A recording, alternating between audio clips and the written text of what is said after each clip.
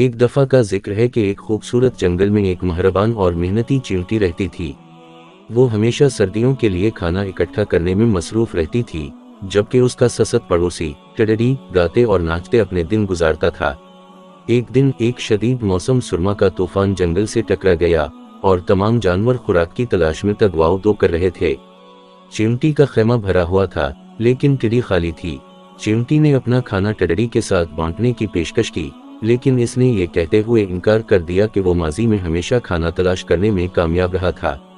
ٹڈی کو جلد ہی اپنی غلطی کا احساس ہوا اور اس نے چیونٹی سے مدد کی درخواست کی۔ چیونٹی ایک مہربان اور ہمدرد مخلوق ہونے کے ناطے اس نے اپنا کھانا ٹڈی کے ساتھ بانٹ لیا اور وہ دونوں سردیوں سے بچ گئے۔ اس دن سے ٹڈی نے محنت اور مستقبل کے لیے منصوبہ بندی کی اہمیت سیکھی۔ وہ کھانا اکٹھا کرنے میں چیونٹی کے ساتھ شامل ہو گیا اور وہ خوشی سے زندگی بسر کرنے لگے۔ کہانی کا اخلاق یہ ہے، افسوس سے تیار رہنا بہتر ہے۔ اگر میری ویڈیو پسند آئے تو لائک، شیئر اور کمنٹس میں ضرور بتانا اور میرے چینل انٹرسٹنگ واقعات کو ضرور سبسکرائب کر دینا۔ شکریہ۔